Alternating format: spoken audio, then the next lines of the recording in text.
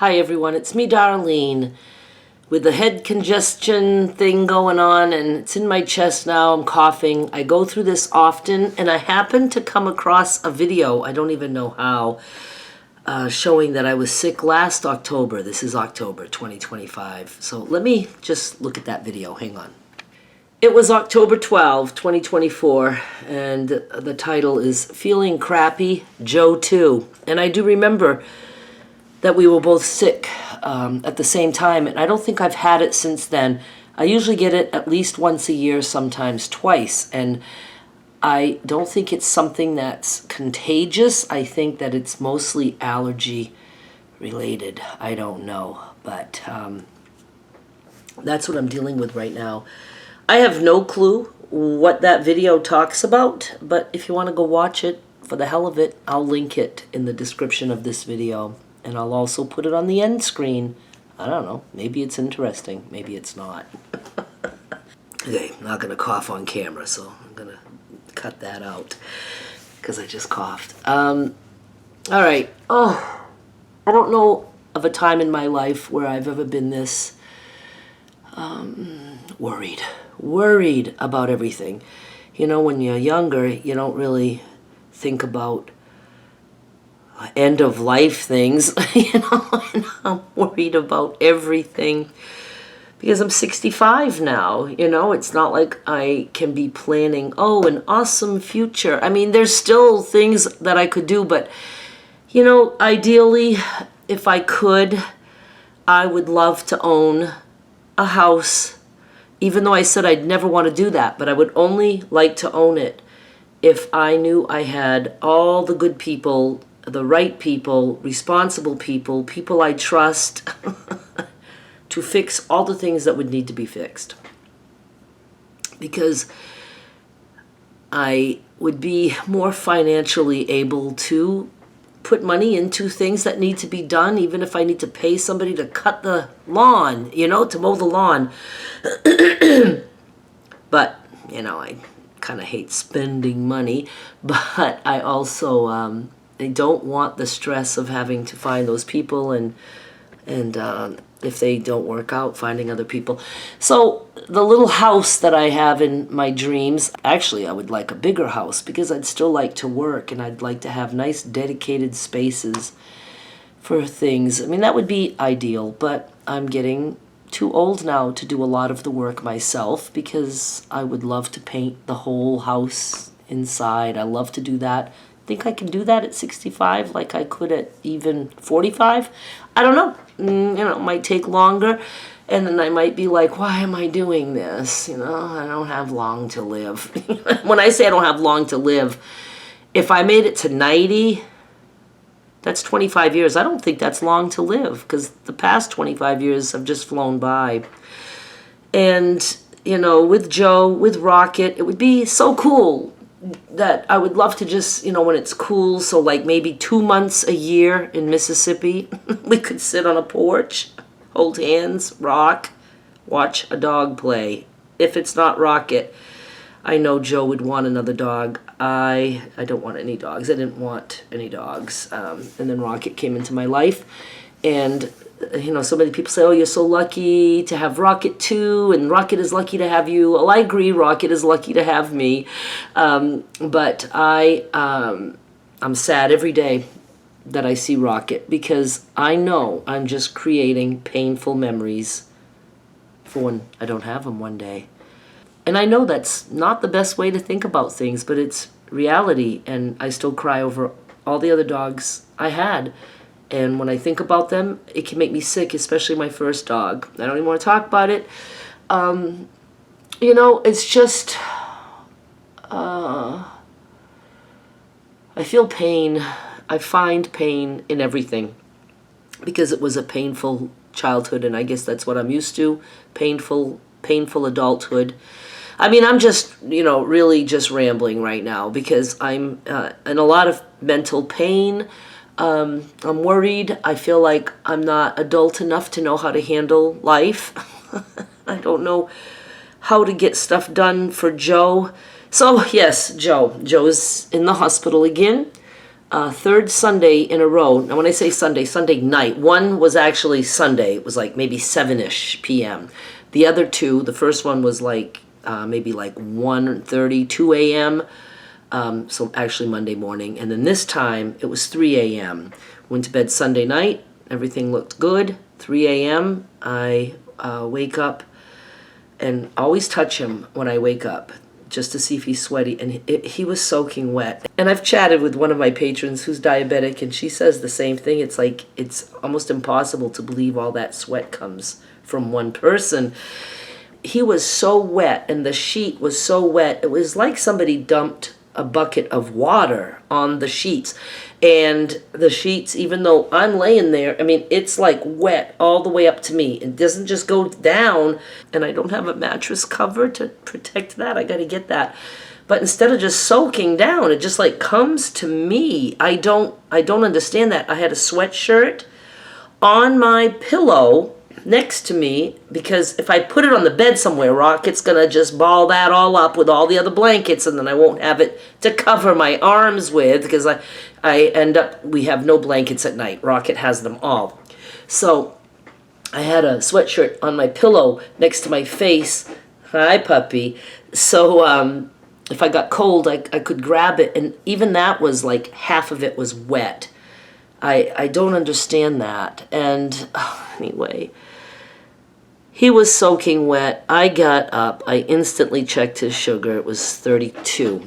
Rocket, want to say hi? Because we said hi last time. Everybody was so happy to see you. Yes, you can say hi again. Hi, people. Oh, and Mommy kisses you too much. I'll kiss this dog all I fucking want. Mwah. Huh, baby? We had a nice little rest. I rested on the bed, and you slept right next to me. Only Mommy was miserable, but I stayed for you, so you didn't have to move. Then I finally said, Rocket, you gotta move. You didn't like that, did you? You didn't want to get up. You didn't want to let me up. Mwah. Okay, go in your little bouncy bed. There you go. Good boy. You lay down.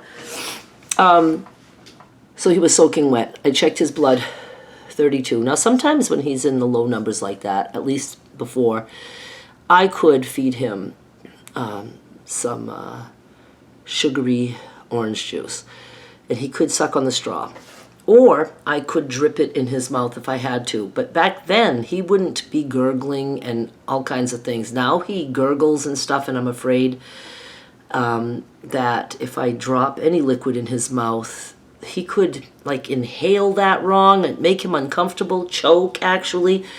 And I'm not going to even put frosting in his mouth. I know that's a big one that people use. I don't want to put anything if he's, just, and he, like, his arms are flailing. He looks like he's completely lost. So I can't say he's not responsive, but in a way he's not. He's moving around. He can have his eyes open, and they're like bugged out. It's like he's so scared at about something, but he doesn't respond to me. Like, I can't say, lift your hand up, and he won't do that. Or what's my name? He can't talk, so he's not saying that, and so it's not really responsive. And I did ask the hospital, because 3 Sundays in a row, and I feel like they're going to start thinking there's something wrong with me, that I'm not taking care of him, or that I'm just constantly calling an ambulance.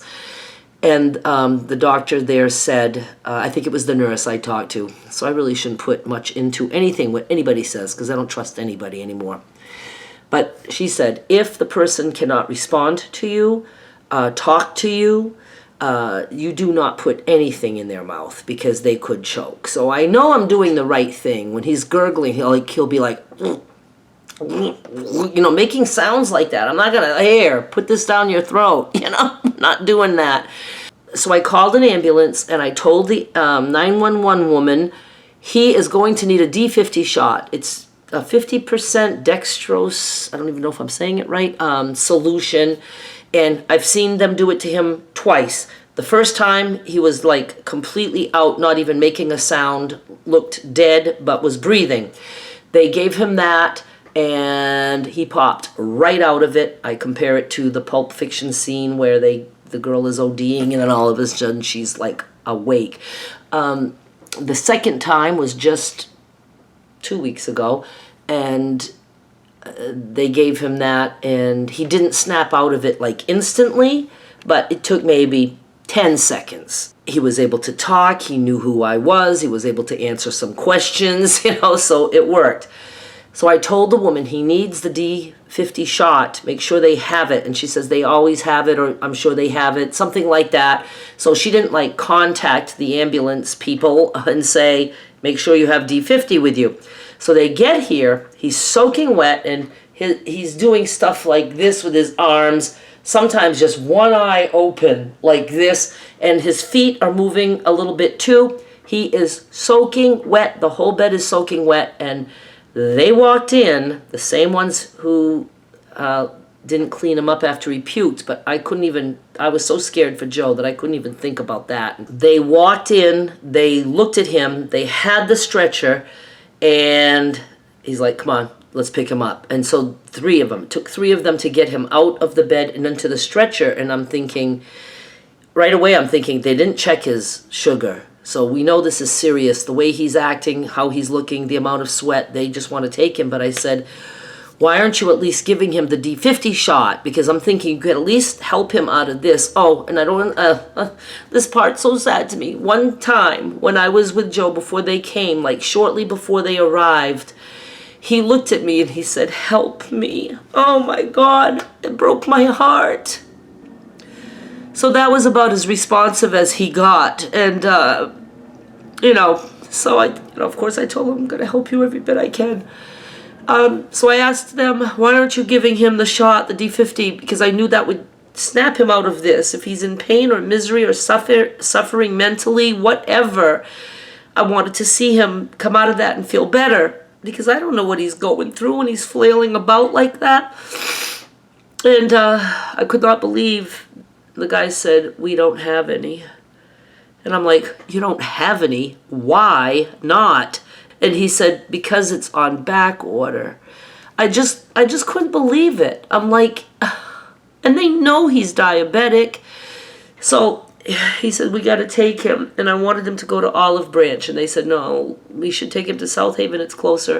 And I said, but Olive Branch, South Haven sucks. Pretty much is what I said. And he said, we'll find out. He said, but we're going to take him. He says, we have at least a D10 solution or whatever. It's not quick acting, so we have to get him to the hospital. So they were going to set him up with that and then just go. And the guy said, I'll come back though and tell you. So I went and sat outside to wait so he wouldn't have to walk all the way back in. And when he came out, he says, we got to take him to South Haven. I said, all right. So that's where he went. And I went right away this time. I left within 10 minutes because I did not want to get there and see that there's no nurse. And like the time before, there was no nurse. Joe was covered with vomit that nobody cleaned after being there for an hour and a half. And then by the time I cleaned him, it was like 2 hours total. And he was seeing the nurse for the first time. He wasn't hooked up to anything. So I wanted to make sure that he was in the emergency room and he was getting care because I was going to cause a scene if he wasn't, if they were ignoring him. But I got there, did his paperwork, went to his room, he was getting care. And I stayed with him for a couple of hours until they said, we are keeping him, we're moving him to ICU. And I said, all right. So that was yesterday, he was in ICU, and then they said they were going to move him to a room, and they didn't. So he's still in ICU. They said you can be discharged this morning, but he hasn't been discharged, and he was starting to be like, what is going on? Because, he, like me, is just waiting. I mean, I know I'm just waiting. I'm not going to go there right away because the last time they said I could come. They weren't ready at all. I came home, took a nap, went back, and then saw him walking out of the hospital with no nurse, no wheelchair, nothing, holding his own bags. A high fall risk that was on his door, and they let him leave the hospital, 9th floor, so he had to take the elevator, and people stopping the elevator, going, and hadn't been upright in 4 days. I just couldn't believe that. How do they even know he's got a ride? I just don't get it. I just don't get it. So now, it's Tuesday, and he said, that I told him I'm not going to go right now because even though I'm willing to be there a couple of hours. They might not release you until this afternoon. He's like, no, they said this morning. See, he still doesn't get it. They don't always do what they say. So around noon, he said, a little bit before noon, he was waiting for his lunch. He says, I'm going to have to ask the food people to get my nurse. And I was like, just call her. He's like, no, I'll wait till I eat. And he wanted to know, when am I leaving? And now, so he called me and they said, we need to check you one more time at 4 p.m. And then if your sugar's okay, we'll let you go home. And I don't like that. So I'm trying to get in touch with the social worker for my past complaints. And then I need help to try to figure out what we can do. See, to me, he should not be, I'm going to say on his own, because I cannot be 24/7 nurse. To me, he should be in a rehab. And when I say rehab, I don't mean for drugs and alcohol and stuff like that. Just a rehabilitation center, like my mother, when she had an infection in her leg, she went from the hospital to rehab. It was a nursing home, and they have a rehab center, so they can have help 24/7. Joe does not have an endocrinologist, I think that's a diabetes doctor. I'm going to call it an endo doctor, all right? Just, I don't have to say that big word all the time. He was set up to go see one. It was a nightmare. It was in Memphis. They said, oh, you're going to be here all day because even though you have an appointment, we just make appointments for everybody early, but then you just got to wait. And I wasn't ready for that. He wasn't ready for that. So we left. We never went back. He's had doctors like that, endo doctors in the past. He's not fully responsible at following through those things. Certainly, I don't know how he survived as a drunk and a heroin addict. I don't know. I mean, he was younger. He was in his 20s and earlier, but I don't know how he got away with living, unless it's just because he was younger, healthier in other ways. He never had supplies of insulin. He would just walk into any hospital emergency room and say, I need insulin. He said they used to just give it to him. I don't know. And even now, when they'll tell him how much insulin and stuff, he says, that's too much or that's not enough. And I'm like, maybe you should go. No, he's like, I know. And so we were doing good from his last hospital stay. He got home on a Wednesday. So we had... Oh, and when he came home from the hospital, I checked him. His sugar was 40. 40. They let him leave that hospital. Now, he's a brittle diabetic and can go up and down any time. So maybe his sugar was perfectly normal if they tested him like an hour before. But it was 40 when he came home to me. And I was like, I feel like I should just turn around and go back to that hospital and say, undischarge him. Take him back. His bed is still there. And so he said, give me orange juice with sugar. I did that. And then he said, I need to eat. So I made him his usual breakfast meal, 2 eggs, 2 sausage, 2 toast. And he felt better. And then we tested an hour after he ate. And I know some people say, that's too soon, whatever. I do what Joe says. And it was it was in the mid 300s. So that was kind of high. And then he took some insulin. So it's just all that. But... he is responsible enough that he knows he needs this. It's not like he just purposely skips insulin or doesn't eat sugar when he needs to. I mean, he's aware, unless he's completely out of it and drenched in a bed. And, that's when I have to make the decisions. And, of course, I called an ambulance. So all this is so stressful for me because I know that there are people out there thinking he's not getting good care from me, and he is. And he's taking care of himself too. He is not unreasonable when it comes to his health care. And if I suggest, he will take it under consideration and say, yeah, maybe you're right this time. Maybe I should, it's not like he's just eating all kinds of things or all kinds of junk. There'll be times he'll say, better not give me anything starchy for this meal. And I was like, okay, how about, you have this, yeah, that sounds good, and so, doing the best we can. I have no guilt as to how I treat him or as to what he asks me to do. I don't be like, that's the wrong choice, you're an idiot. No, not anything like that. I respect that it's his health, his choices, and he's not just being trouble. I don't know how to say it. Okay, I gotta stop talking about that. Now, since they're going to test him at 4, so they say, I think I'll go a little bit before 4, and if they want to discharge him, that could still take 2 hours after that, and I'd be okay with that. I got a comfy recliner, and there's even a little couch. And if Joe wants to sit up in the recliner for a bit, I'll just lay on his bed. And I could have stayed there last night. The nurse said, "You want to stay? You staying the night?" And I said, "No, I was on the recliner." And I said, "I can't." I said, "I would, but we have a dog I got to take care of," so I couldn't. And so if he's discharged, I'll be there, and I'll make sure that he has a wheelchair to go down to the car. And if he's not discharged, then I will be there to visit with him. And I like that it'll be a little bit early. I could stay maybe like 3 hours and then come home, and it'll be evening. So that's how this day is looking. But I now am suffering with... Am I recording? Yes, I am. I'm suffering with my inability to work on the things I'm always working on. I simply have to put all that stuff on the back burner right now because there's so many other things that I have to accomplish and work on, like talking to a social worker. Because, so back to, I wish he would go somewhere. He does not have an endo doctor.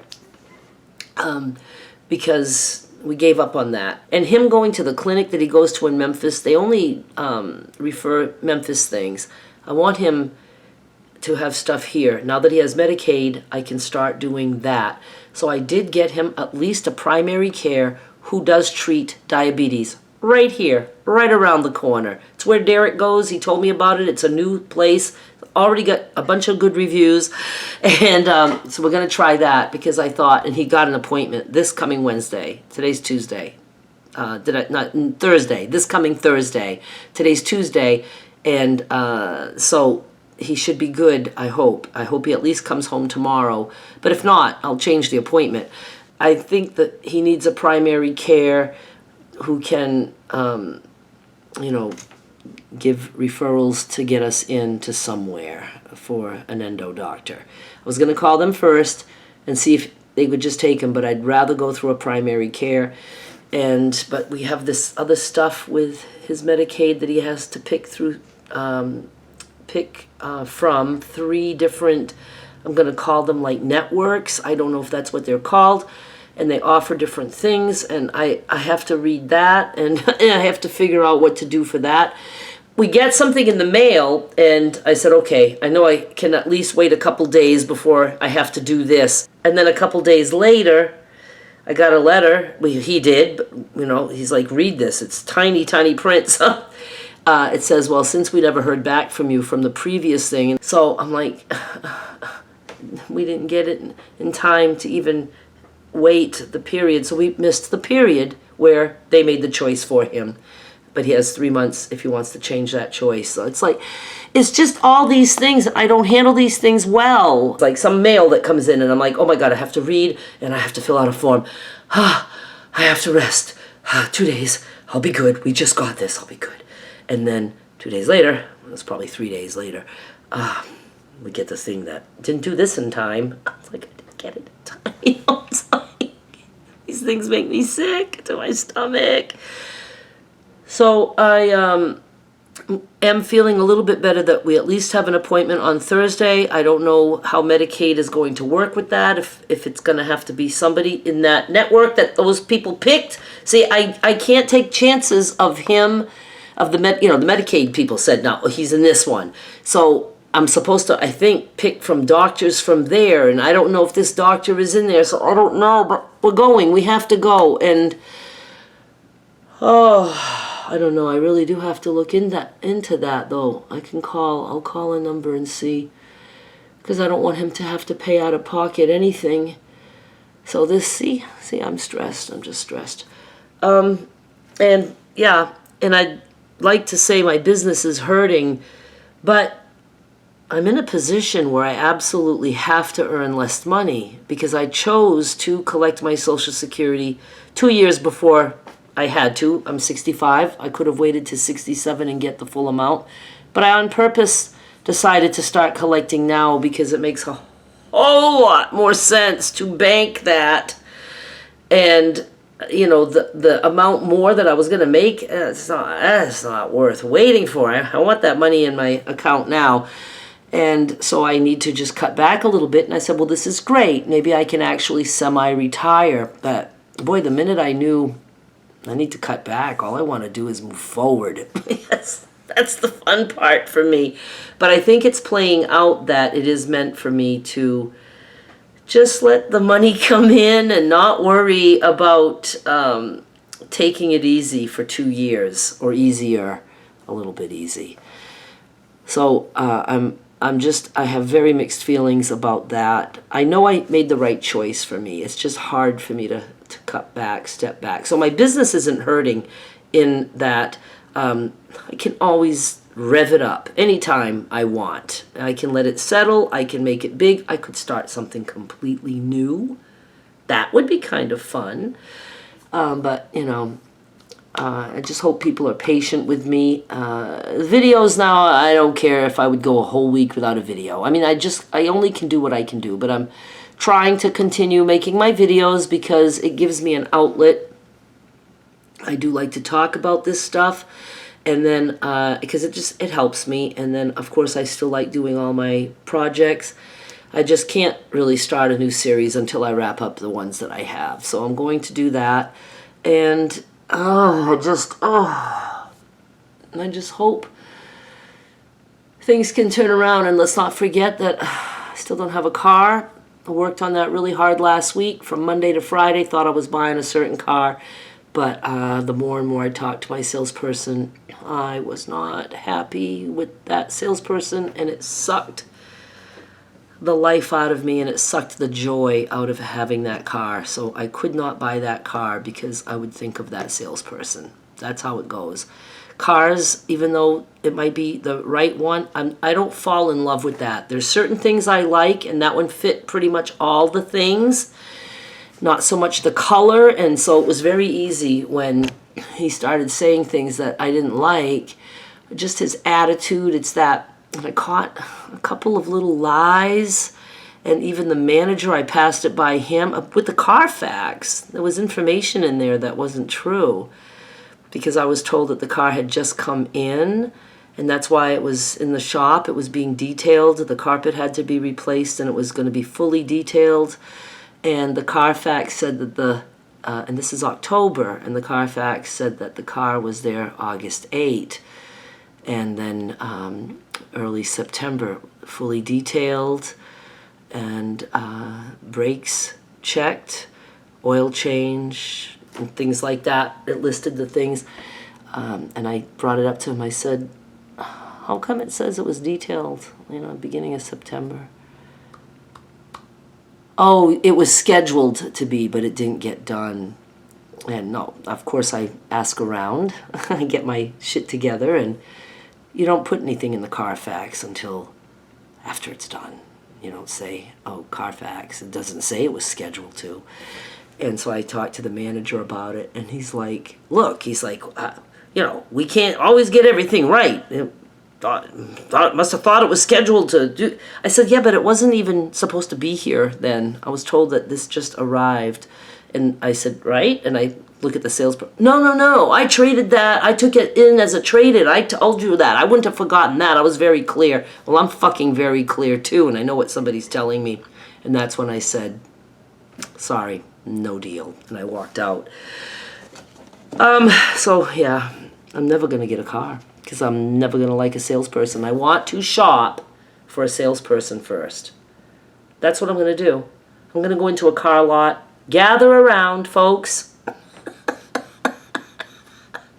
I need for somebody to have a very witty sense of humor, can put up with the little bit of swearing that I might do accidentally or just because that's the way I talk.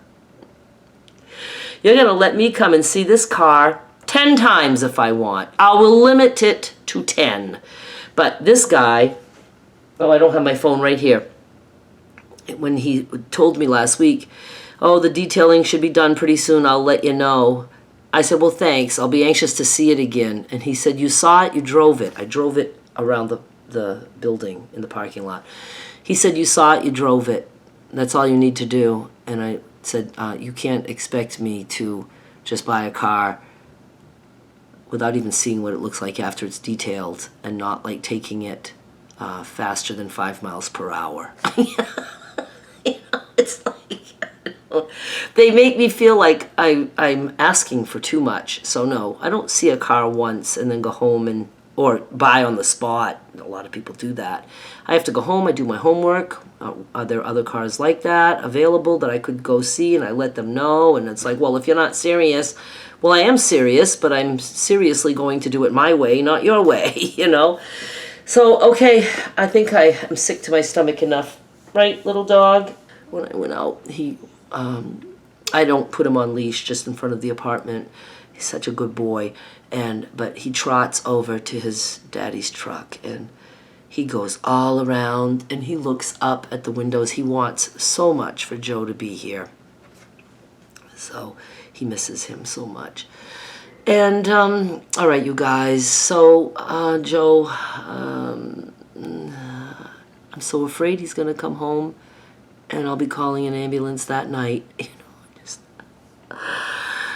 Well, we'll see. We got to get him an endo doctor, and I'm going to try to get him on a pump again. But now I got to call that fucking Medicaid shit to see if that doctor's okay for him to go see. Oh, my God. I'll be so sad if it says no. I'm just going to say bye because I'm making myself sick. I'll talk to you soon. Do I ever say that? I'll talk to you soon. What do I say? Thanks so much for watching. I'll be back with more soon. Bye.